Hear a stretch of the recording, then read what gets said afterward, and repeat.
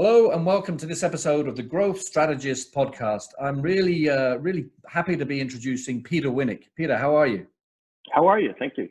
It's great to see you. So you're the founder and CEO of Thought Leadership Leverage. You work with New York Times bestselling authors, business schools, Hall of Fame members, recipients of Thinker 50 awards. So you're basically kind of the thought leader's thought leader. That's the way I think about it. So it's great to see you. So maybe in the first 5 minutes or so, if you can give the audience a bit of a background on you and how you got to what you're doing today.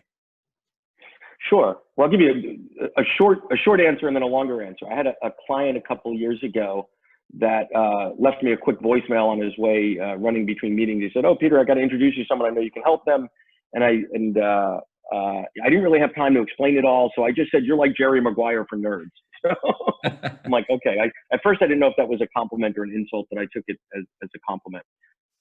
Maybe it wasn't intended that way. My short story is this: there were really two sort of sides to me that I thought were totally separate and distinct that I realized weren't. So that is number one, entrepreneurial. So I've always loved, since I was a kid, starting businesses, figuring out how to make a profit, figuring out how to enter a market, growth, marketing, all that fun stuff. Always loved it. And then the other side is because, I started my first quote real business at 22. And I didn't even know there were things like third-party consultants that can help me figure out things I didn't know. And then B, even if I did, I wouldn't have had the resources to pay those folks. So I was always consuming a ton of content. I was, 2-3 business books a week, magazines, remember those, nonstop. So always consuming content. And then I long story short, but I was recruited to do a turnaround for a communications consulting company based in Australia that a friend of mine was running. He got brought in to be the CEO. I was the number 3. And their core product was a presentation skills program that had been written years and years before. And in those days, it was delivered as a 2-day workshop. And I'm like, oh, wait a minute, this company makes money with ideas and thoughts and thought leads. Like, and I never, in all my years, and I think like most people, you buy a book, you read the book, you enjoy the book, you don't think about how does that person make a living? Because who cares, right? But those two worlds came together. And I'm like, I really love this because I can apply sort of the creativity of an entrepreneur with the fun and the problem solving and the intellectual gravitas of thought leadership. Fast forward, here I am. So it's in the world of a Venn diagram. I found my overlap. So. And I totally get that. I mean, we came from different beginnings, but I started life as a lawyer and then CEO, and in the last 7 or 8 years, I've run my own coaching, consulting, facilitation, mentoring business. But I've also been an entrepreneur, and I do all that stuff hands-on, but I also have an e-learning business. But what I really love is the business side of it. So it's getting the clients, it's attracting the clients, it's finding the right channels to sell the products. I enjoy that as much as the content creation, and probably more than the delivery. So for me, it's the entrepreneurial spirit. So in terms of the sort of clients you work for, what are the sort of the clients who come to you, right? And how, broadly speaking, do you work? I mean, what do you look for when somebody comes to you? Are there certain people after 4 seconds or 2 minutes you think, no, they're not right for me? So what sort of clients and how do you figure this out?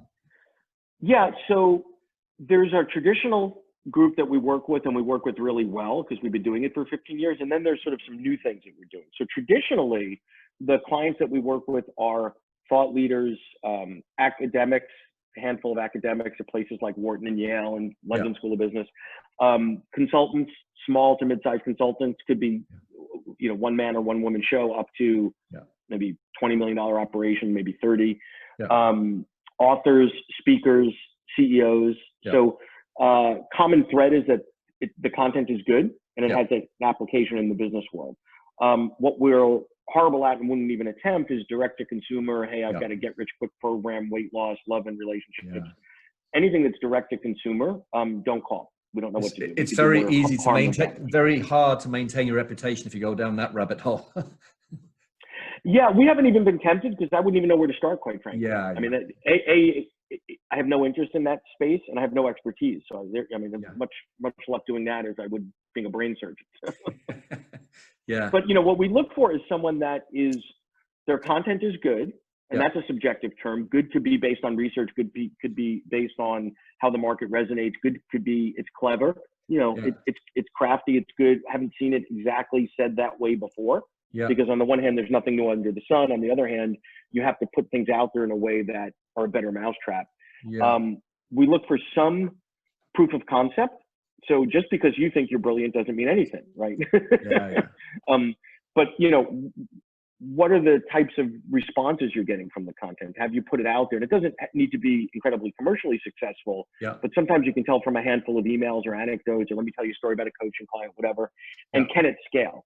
Because it's all about scale. What happens is the way that we help our clients most effectively monetize is not getting them more gigs. So we're not a speaking agent or any of that sort of stuff. Yeah. If you're looking for someone to get more gigs, that's sort of a secondary effect of working with us, but it's not the primary objective.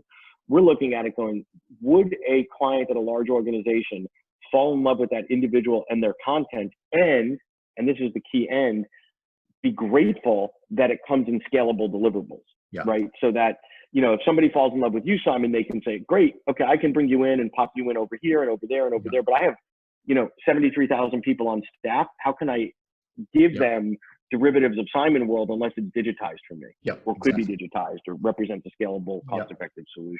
Yeah, I get all of that. And it's interesting, you know, being over here in Ireland, and I work predominantly here in Ireland and the UK, a little bit in the Middle East. And I've spent 10 years in Australia. There are so many coaches and consultants I'm seeing who think they can go along this journey, right? And think they're going to be the next thought leader. And not that I'm not the global guru in this stuff, but I'm starting to see patterns because I'm spending time with people like Marshall Goldsmith and John Mattone. And I think some of those, the biggest patterns are not chase everything, you know, and almost without being arrogant, stand away from the crowd, stand away from all those coaches and consultants who are scrabbling around, and have a bit of aura about you. Human beings love. It's all about perception as well, isn't it? You know, you've got to have the material. Like you have to have the material, otherwise you're a fake. But you also have to have a certain aura. And I've seen it myself. I mean, since doing this the couple of thought leadership podcasts, my LinkedIn followers have almost doubled in 2 months, right? I haven't changed. My material hasn't changed. There's a perception, right? So what is it about that? Is it that we want to follow what we feel is the next thought leader? What is it about that? Yeah, I think there's a couple of things about that. So let me unpack it. Number one, there's self-selection, right? So what you don't want to be is a thought leader that's burdened with a conversion process. So in your world, for example, if somebody comes along and does not believe in a growth mindset, could you convince them and change their mind and show them but that's a lot of work and you don't get paid for that. Exactly. So when someone comes to you and says, wow, you know, I'm a big believer in the growth mindset. That's been a big part of how I look at the world and how I work it.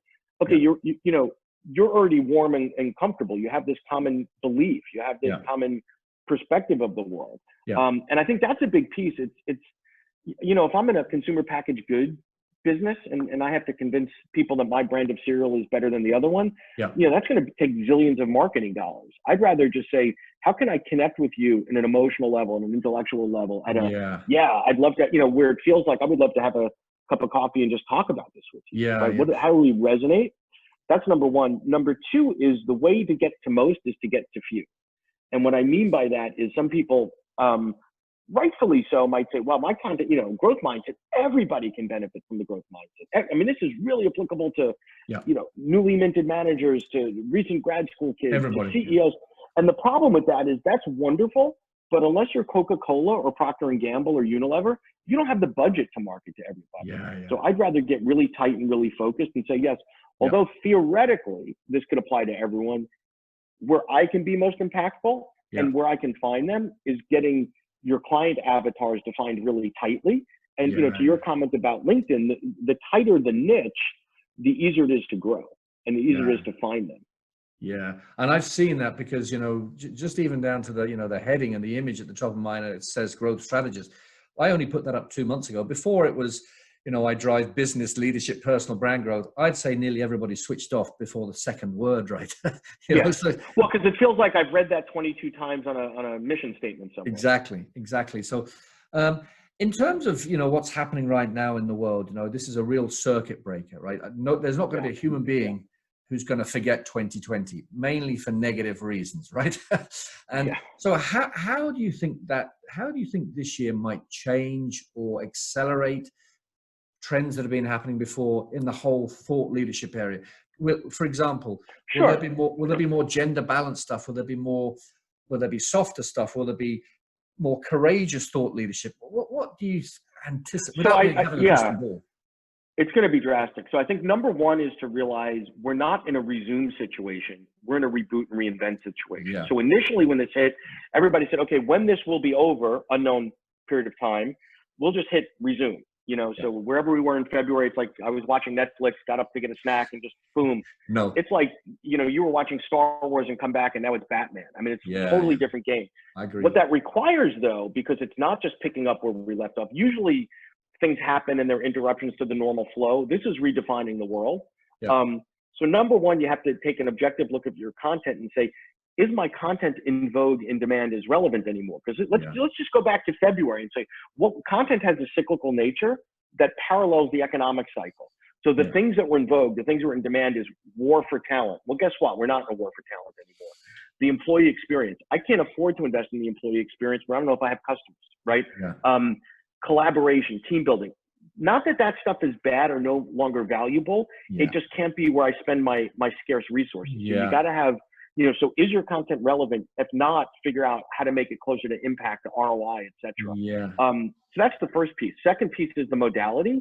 Wait, if I was only delivering my stuff as a keynote or in person or workshops or anything that required face-to-face, I better figure out the modality and not just saying, hey, I'm able to now do it on Zoom, hit record, but to reinvent the whole experience and rethink it. Because not everything goes from big stage, 500 people to an intimate gathering on a digital platform. Yeah. The last thing I would add is I think that if we were to look forward 5 or 10 years and assume we all get out of this healthy and, not discounting any of those things that are real variables today, and look back, I think to oversimplify, we'll say all COVID did was accelerate everything that was happening everywhere. Like, work from home is not new. We've been talking about it for 20 years. We all were forced to do it if we weren't. Distance learning, not new, far better. So all the things that we had the luxury of not having to dive in, we had to dive in to survive, and we'll keep the good, and realize, like, actually, when I do go back to a workplace, if I do, and the times that I do it might not be Monday to Friday anymore, I want to take advantage of you and I being in the same room, Simon, not sit next to you and put my headphones on and ignore you all day. No, I agree. I recently wrote an article for Irish Tech News, and it was very well regarded. And I was talking about the fact that, World War II, the space race, and this period inevitably will be seen as the 3 periods of acceleration. This definitely will be seen as a period of, reframe and readjust, but really acceleration. And imagine, I can't imagine all those millions of people around the world getting into their damp car in the morning and driving 2 hours to work and driving 2 hours home every day of the week. Like why would you allow yourself to do that when most things have been functioning without that, and then the other thing, so I do think there's going to be real dynamic changes. And the other thing is this whole online world, right? So first of all, imagine if this had happened 15 years ago before we had would have been imagine we'd all be like even Martians. 5 years ago. Even 5 years ago, GoToMeeting, I don't know who owns them now, was an awful solution that we struggled with. And, I was aggressively using Zoom for about 1.5 years pre-COVID because it was just an easy tool. Just a good, easy tool. Slack, Dropbox. We have so many tools that we take for granted, which is the ultimate compliment for a tool where you don't even know it's there. So I would say even 5 years ago, this would have been a mess. I know. And adaptability is a huge thing, and I spent the last 3 months, I've written stuff and I've done all this great stuff, but I basically locked myself away and learned new digital skills and live streaming and Zoom and online courses and stuff. And I think people are going to see that they, for example, online, right? People were very cynical about the fact, can you really communicate online? And I was talking to Ted Rubin, one of my guests, CMO of Fortify, and I think it was he who said that in some respects, it's easier to trust somebody quicker online because you and I, we're not distracted. We're looking at just each other. There's no noise going around. And we've already done a bit of research to get here. So in some respects, even though you think you have to be face-to-face, there's less nonsense with this. It's straight to the point. You get it done and you go. So I think our attitudes towards technology will improve, you know, as a tool. It's not going to solve everything. So it's interesting. So if you were going to whisper sort of 2 or 3 words of wisdom to a future thought leader, somebody who was sort of a middle thought leader right now, but you saw something in them, right? And you know, they could be the next Sally Helgesen or Marshall Goldsmith or somebody like that. Mm-hmm. What 2 or 3 words of wisdom would you tell them to set them up for success? Yeah, that's a great question. Well, I would say clarity would be one.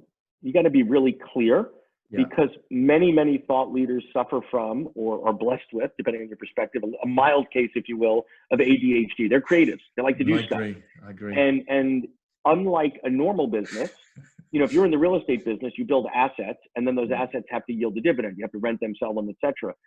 In this space, you have the ability to build a bunch of assets and maybe only get paid for them once, and then most of your assets are sitting idle most of the time. That's a dumb business model. So I would say clarity, so you know how to extract value. And then I would say being deliberate and specific about who you want to serve, and understand how they, not you, how they prefer to be served. Because if you prefer, you know, even in format, many people came up the ranks as writers, like real writers, not you know, literally writing 60,000 words in a book, and studying, and, you know, 3 years of that. And that's all fine and dandy. The depressing statistic I just heard recently is that the average book on Amazon, nobody gets past the 18th page. Totally depressing. So you can continue to write books, and I love books. Or you can say, I also have to meet them where they are and dabble in short form video, which I have a beginner's mind. And I think the curse of the thought leader is, oh my God, it's been so long since I had the beginner's mind, and I'm going to look like a fool, or I don't know what I'm doing, or whatever. But you have to go out of your way and out of your comfort zone to meet your target market where they are in the way that they prefer to consume content. I agree. And with that, you've summed up the reason I'm doing these podcasts is that, and this is the second series. The first series was called the Inspired By series, and this is the Growth Strategist series, is that, you know, there are so many thought leaders out there and people like you, and yet there are so many disenfranchised people who can't afford to connect with them, or don't have the confidence, or don't live in that world. And my ambition is to try and connect the two a little bit. You know, I'm not an evangelist, but everybody deserves to hear, like what you've just said in the last 20 minutes. Everybody deserves to hear this, because there are people out there who will be inspired by what you say. So that's very important. And this is in 20-minute sound bites, so it's very important. So if somebody needs to find out more about your work, Peter, and about what you do, how do they find out? Yeah, best thing is go to the website, thoughtleadershipleverage.com. And you can email me directly if you'd like at peter@thoughtleadershipleverage.com. And we also have the podcast you could listen to, and everything's on the site. Perfect. Well, it's been great talking to you, and thanks so much. And I'll definitely be keeping in touch, and keep safe. Great. Thanks for having me. Thanks a lot. Thanks. Bye. Bye.